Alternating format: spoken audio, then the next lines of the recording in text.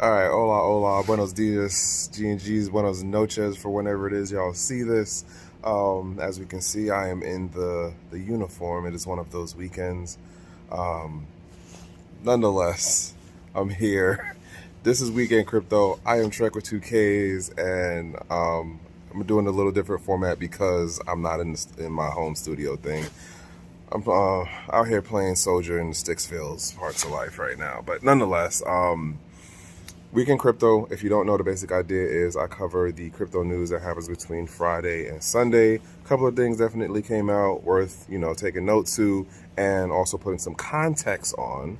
And so that's what I'm hopefully planning to do. But before I get into these stories, let me say thank you to the folks who are tapping in and not letting the FOMO get to them, or the speculation of this space get to them, deter them, or not have them, at least try to have a better understanding of things outside of just talking price talk stuff, which if you've been following me for any amount of time, that's not my thing.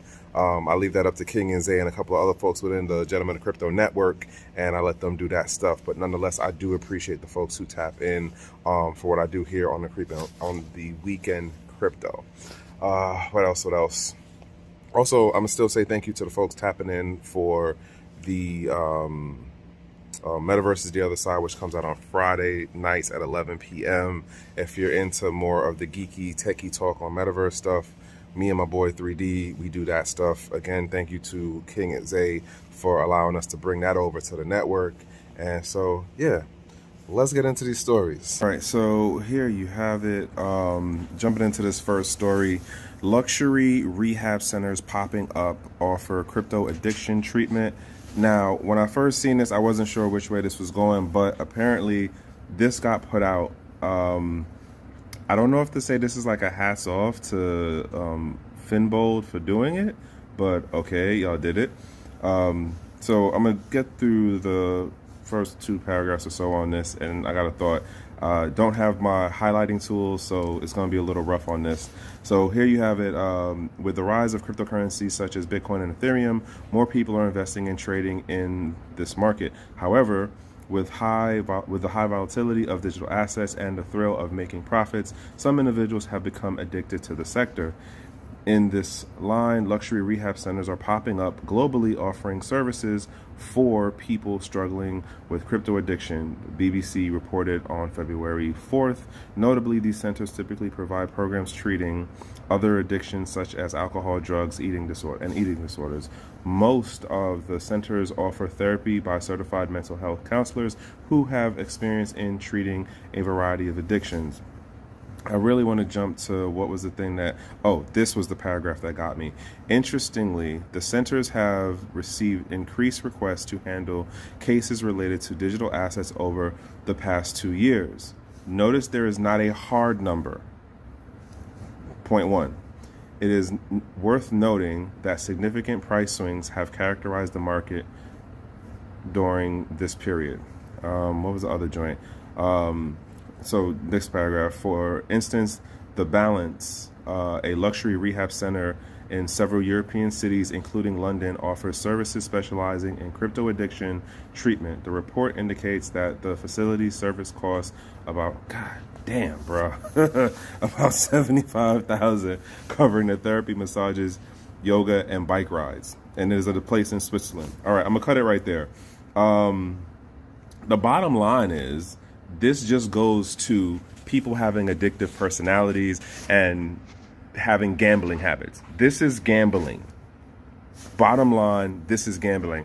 I don't really understand why they didn't say it that way in this, as though just because the type of thing you're gambling in, especially if you're only looking at this space as a speculative thing, it doesn't change that it's gambling. If you're only looking at this as a speculative thing, and the whole thing of how fast the market moves in this, where we can do a 3% move in 5 minutes, and then 2 days later have a friggin' double digit 75, not even 75, but 25% drop on something. Traditional markets don't work like that. So yeah, if you're into gambling in high stress situations, arguably, if it's only about speculation for you, the crypto market is definitely the perfect place to like scratch your itch. And I also wonder, why is it that we didn't hear about these things popping up during, you know, the last 2-year period of C19, which is when this happened, because people came into money and then it was just like, oh, well, I got nothing else to do. And they discovered that they had addictive personalities and were sideways into gambling. I'm just saying, that's my thought process on it. Hopefully nobody out there is financially ruining their lives on this, but we all know it is happening. The other thing I want to point out, let me jump back one, is that they don't give a hard number. So it could have been that like pre C19, they might have had like maybe 3 people in a year, right? But then all of a sudden it jumped up to 8 people in the year. They don't give a hard number. So this is kind of like half-assing and how they want to make it sound like, oh, there's this new addiction in that there's a new addiction going on, and these rehab, the high-end luxury rehab places are banking in on it. I definitely think that's happening, but like, let's get some hard numbers. Y'all ain't have no hard numbers in this article, so I kind of take it with a huge ass grain of salt that this type of addiction in this new market is really that high. And I'm not saying it's not people addicted.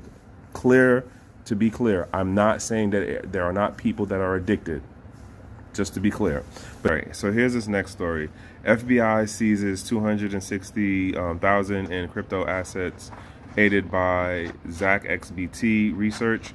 So basically, somebody in the community, and actually it's more than one person in the community, arguably was doing snitching, but they were also doing community policing. That's at least my first take on this, just because of how they break this story down. So as you see, FBI seized 260,000 worth of assets from a NFT phishing scammer named Chase Senecal, and then authorities were aided by this person here, ZachXBT, and then another person also kind of helped. And this last part where it says here, another crypto investigator, CoffeeZilla, said he paid MMA fighter Dylan Dennis $1,000 to promote a fake NFT project. So in the short of it, this article does not explain how the FBI actually like ran up on this person. They give you, here's the numbers of what they had and, you know, what they were able to get from this person.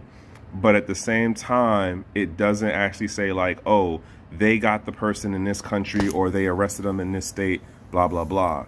This person here, I'm not even going to go through reading this whole thing. I'm going to say great for community policing, assuming that he's doing this on some like, hey, let me help other people. But if this is the, oh, I want to get in with the FBI and be an official snitch, you don't really get cool points for that. Here's what the more interesting one of this whole article is. Oh, by the way, links for this will be in the description.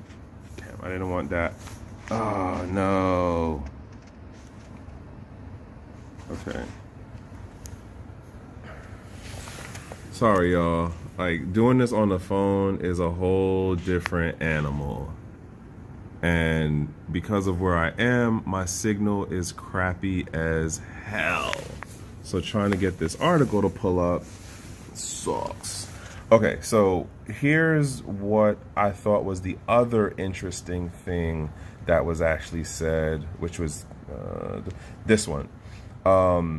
This person here, so another crypto investigator, CoffeeZilla, revealed that he paid MMA fighter Dylan Dennis $1,000 to promote a fake NFT project. Remember what was going on recently with Celsius and what's his name, Mr. Magic, and how he kept going on the whole PR public campaign thing to still say he was standing in good, faith and believing in FTX, right? That was a PR thing, but he was also more so making it publicly known, hey, I was paid to do this, versus some of the other people like Post Malone and a couple of the other like more music entertainment industry related people who were pumping projects, who were not letting people know that they were getting funds they were getting paid. Like in the Post Malone situation, he got the money from the company to then buy their NFT project and show that he was using their stuff, right? And there was a whole thing about that. I covered that a couple of months ago. I think that was last year when I had covered that story. But the point of what I'm getting at is these type of situations that this dude just did, Coughzilla, like that was an intentional thing. I don't know exactly, but this is going to have rippling effects down the road in the space, because now you're putting people in situations where the CFTF is going to come in, SEC is going to come in, DOJ is going to come in. There was a conference that I was on. I'm going to wrap this up real quick on this point. Last week, where it was the Copyright Office who was doing an open Zoom call thing to the public. It was mainly industry people, a lot of lawyer folks. There's going to be other departments within the U.S. government that is going to start taking legal actions against people or against companies or against parts of the industry. And I see it based on how that conversation went with the Copyright Office. It's going to have a lot of ripple effects. This whole thing of doing projects and not announcing that you're being sponsored or not announcing how you're connected to the project is going to come back and bite a lot of folks.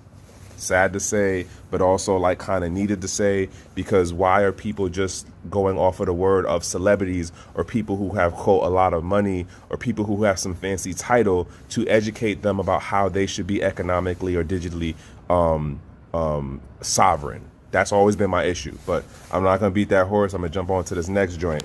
So Cardano reaches 5,000 smart contracts on its network. So here's the short of this, because even this one kind of got me. And for the Cardano fan folks, hey, this is great news because it shows that people are developing smart contracts on the or within the Cardano ecosystem, right? Here's where the clincher goes for me on this, right? In putting it in context, they were able to, from 2021 up until 2021, they didn't have that many. Then comes in 2022, they get up to like 3,000 or so. And then now we're here in 2023 and they're at 5,000. Yes, it was a sharp increase, but that's one, it's not really tried and tested. That's one part. And then the second part of it is that we don't know what actual contracts will be the core contracts that everyone goes with, which is part of the centralization thing that will start to take place within the ecosystem, just like what it did in the Ethereum ecosystem.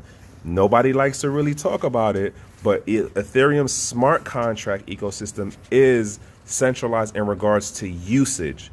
There's how many different smart contracts, but I believe it's like less than 19 or less than 15% of the smart contracts used in the Ethereum ecosystem. It's less than 19 or 15 of the thousands of contracts that are in the Ethereum ecosystem. In my little humble opinion, I'm just some guy on the internet who wears shades, but Cardano is going to go through the same issue. Again, they only made this 5,000 marker in a year and change, which means nothing in the longer run of the infrastructure and the software and what the actual usage and application is going to be for what is this going to look like in like 3 to 5 years. Is it only going to be maybe 500 of the contracts that get used? And obviously there are going to be more contracts developed out that there'll be maybe beyond 6,000, 7,000. But is it only going to be 5,000? Maybe it might be 1,000 that get used on the regular. I don't know that. Neither does anyone in Cardano. They don't know what the market adoption is going to be.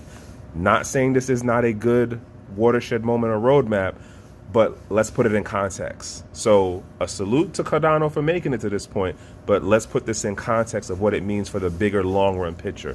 That's all I'm saying. Again, link for that will be in the comment. If you agree or disagree with me, comments is always open. We do not delete. We keep receipts though. All right. So jumping into this next joint, Ethereum developers to open the public testing of the Shanghai-Capella, Capella. upgrade on February 7th. What was it that got me about this? Aside from the fact that this is more on the techie side, this particular article is more directed at the techie folks, which is part of why I did look to include this in here. And the quick takes of it is Ethereum will activate the ZhangZhen public test network on February 7th in preparation for the Shanghai-Capella upgrade. Once activated next week, the ZhangZhen testnet will be open to the public for testing after the ZhangZhen. Yo, that is such a tongue twister. Ethereum developers will then move on to other public testnets, including the Sopeli. I know I'm saying that way wrong. And then the Gorel. Who's coming up with these names over at Ethereum, y'all? Like, y'all are definitely irking me with this. Okay, I remember what it was that got me about this article. All right, so I'll read the first paragraph or two on this. Ethereum network is set to activate the public activate the Shanghai public testnet on February 7th. No, you know, I'm just going to jump through that part because I'm also running on time. Okay, this was it, I believe. So the Shanghai-Capella, also referred to as the Shapel, is an upgrade aimed to enable Ether withdrawals from network validators. I read this part and I was like, oh man, all I'm hearing is there's going to be a new set of like the hack amounts are going to be in the multi-millions. I'm gonna say within like maybe the first 6 months, if not within the year.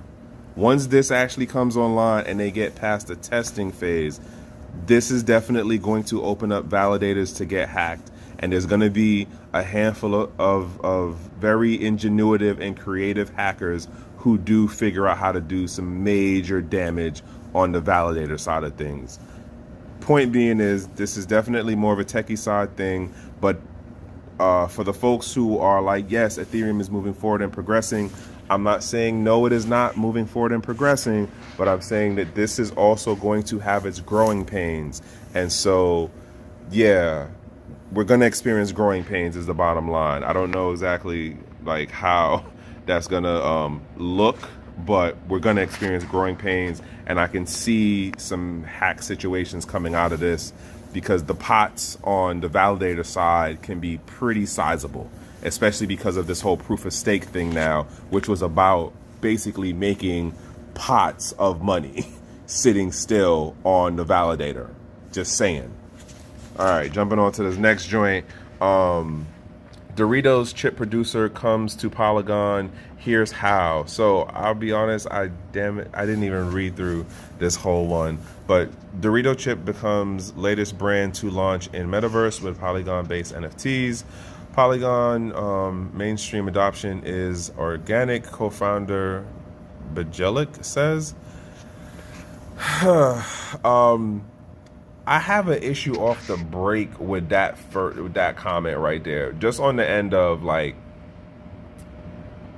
you cannot be a company of your size, and I think Doritos has a parent company, so their budget is crazy big.